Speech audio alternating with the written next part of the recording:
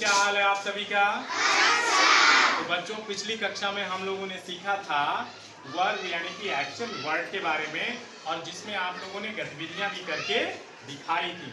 आज उसी चीज को हम लोग दोहराते हैं और दोहराने के साथ साथ एक बार पुनः देखेंगे कि क्रिया या क्रियात्मक शब्द क्या है और उसके अलग अलग प्रकारों को थोड़ा थोड़ा जानने का प्रयास हम सभी बच्चों करेंगे। आइए हम सभी देखते हैं। जैसा कि आप सभी यहाँ देख पा रहे हैं, ये लिखा गया है वर्ब यानी कि क्रिया। क्रिया को बच्चों हम एक्शन वर्ड के नाम से जानते हैं। किस वर्ड के नाम से? बिल्कुल सही, एक्शन वर्ड को हम लोग क्रियात्मक शब्द भी कहते हैं। अब ये क्रियात्मक शब्द क्या है, तो इसका एक परिभाषा दिया गया, a verb is an action word. एक क्रिया एक क्रियात्मक शब्द होता है। क्रियात्मक शब्द क्या है बच्चों? जिस शब्द से किसी कार्य का करना या होना पाया जाता है उसी को हम कहते हैं क्रियात्मक शब्द। कल मैंने ढेर सारे एग्जाम्पल्स दिए थे, आज और भी लिख रहा हूँ। जैसे कि मैं अभी बोल रहा हूँ स्पीक, स्पीक माने बोलना, बोलना भी क्या है? एक कार्य है। वह सभी शब्द जो किसी कार्य की तरफ संकेत करते हैं सब के सब क्या होते हैं? क्रिया। क्या होते हैं बच्चों? बहुत अच्छे। तो अब ये speak, listen, stand up, sit down, teach, learn, ये सभी शब्द जो मैंने यहाँ लिख रखे हैं सब किसी न किसी कार्य की तरफ संकेत कर रहे हैं, और वे सारे शब्द जो किसी कार्य की तरफ संकेत करते हैं सबके सब क्रिया कहलाते हैं। इन क्रियाओं का प्रयोग बच्चों अपनी बात को कहने के लिए हम वाक्य में प्रयोग करते हैं। ये सारी बातें जब मैं आपको पार्ट्स ऑफ स्पीच पढ़ाऊंगा तो उसमें ये सब मैं बताने वाला हूँ। अभी केवल एक हल्का सा इंट्रोडक्शन हम सभी बच्चे सीख रहे हैं। किसके बारे में? क्रिया के बारे में। आई होप कि ये पिछली बातें आपको जो कल मैंने बताई थी सब याद होंगी। जो बच्चे भूल गए होंगे वो जाएंगे मेरे चैनल पर और मेरे पिछले वीडियो को जो क्रिया से रिलेटेड मैंने डाला था उसको आप सभी देख लेंगे और अपनी कॉपी को भी पलट कर एक बार सारे बच्चे देख लेंगे। बोलो देखोगे कि नहीं? ठीक, आज हम बच्चों बात करने वाले हैं types of verb.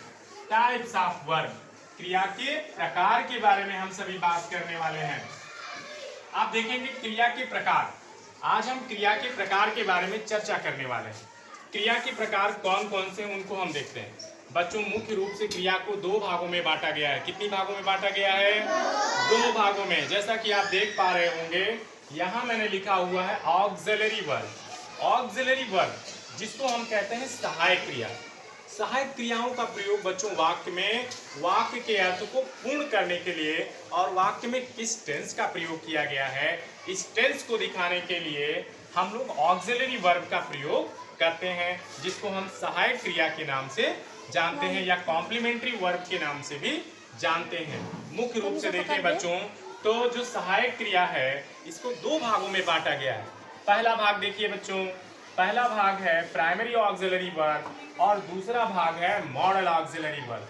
Primary auxiliary verb इसको तीन भागों में बांटा गया है, verb to be, verb to do और verb to have. Verb to be में बच्चों is, are, am, was, were, be, been, being का प्रयोग किया गया है। वर्ब टू डू में बच्चों डू, डज और डिड का प्रयोग किया गया है। साथ ही वर्ब टू हैव में हैज, हैव और हैड का प्रयोग किया गया है। इसका प्रयोग कैसे होगा, कैसे ये टेंस को डिफाइन करेगा, क्या अर्थ निकलेगा, ये मैं अपने अगले वीडियो में आपको वाक्य प्रयोग करके दिखाऊंगा और अपनी कक्षा में आप सबको बताऊंगा। आगे देखेंगे जो हमारी दूसरी क्रिया है जिसको हम मेन वर्ब के नाम से जानते हैं, मुख्य क्रिया के नाम से जानते हैं। ये बच्चों दो प्रकार की होती है। पहले का नाम है ट्रांजिटरी वर्ब और दूसरे का नाम है इनट्रांजिटरी वर्ब। ट्रांजिटिव वर्ब को बेटा हम सकर्मक क्रिया कहते हैं और इनट्रांजिट वर्ब को हम आकर्मक क्रिया कहते हैं। सकर्मक अर्थात एक ऐसा वाक्य, एक ऐसी क्रिया जिसके साथ एक कर्म हो। जैसे अभी मैंने कहा कि मैंने एक पत्र लिखा, I wrote a letter. I wrote a letter, मैंने एक पत्र लिखा, जिसमें आई शब्द जो है वह कार्य कर रहा है। पत्र लिखने का कार्य कौन कर रहा है? मैं। और काम क्या हो रहा है? लिखा जा रहा है। क्या लिखा जा रहा है? पत्र लिखा जा रहा है। बच्चों आप उत्तर देते रहिए। तो जो पत्र है, कर्म क्या होता है जरा पहले देख लें। कर्म क्या होता है? हम जो भी काम करें, जो भी कार्य करें बच्चों, उसका प्रभाव या प्रतिफल जो होता है, उसका जो प्रभाव होता है या जो प्रतिफल निकल के आता है वही उस क्रिया का कर्म बन जाता है। मेरे लिखने का परिणाम क्या निकला? एक पत्र। क्या निकला? पत्र। तो मैंने एक पत्र लिखा, आई रोट अ लेटर। तो जो लेटर है वह कर्म है, इसीलिए जो राइट क्रिया का सेकंड फॉर्म यूज हुआ है रोट, वह क्रिया एक कैसी क्रिया है? ट्रांजिट क्रिया है, सकर्मक क्रिया है। और जिसमें कर्म नहीं रहता है उसको आकर्मक क्रिया कहते हैं। जैसे मैं जाता हूँ, आई गो, मैं जाता हूँ, आई गो। कहाँ जा रहा हूँ, क्या कर रहा हूँ, कहाँ जा रहा हूँ, नहीं स्पष्ट है, या मेरे इस कार्य का कोई प्रतिफल या परिणाम नहीं निकल रहा है। तो ऐसी स्थिति में वह क्रियाएं बच्चों इंट्रांजिट वर्ब या इंट्रांजिटिव वर्ब के नाम से जानी जाती हैं। यानी जिन क्रियाओं में कोई कर्म नहीं होता है उसको इंट्रांजिटिव वर्ब, और जिसमें कर्म होता है उसको ट्रांजिटिव वर्ब के नाम से जानते हैं। बच्चों, ट्रांजिटिव वर्ब या इंट्रांजिटिव वर्ब को 5 प्रकार से हम बांट सकते हैं। पहला, उसका 5 रूप किया गया है, 5 विभाजन किया गया है। पहला विभाजन है प्रेजेंट फॉर्म या क्रिया का फर्स्ट फॉर्म। दूसरा है पास्ट फॉर्म या क्रिया का सेकेंड फॉर्म। तीसरा है पास्ट पार्टिसिपल फॉर्म जिसको हम परफेक्ट फॉर्म या क्रिया के थर्ड फॉर्म के रूप में भी जानते हैं।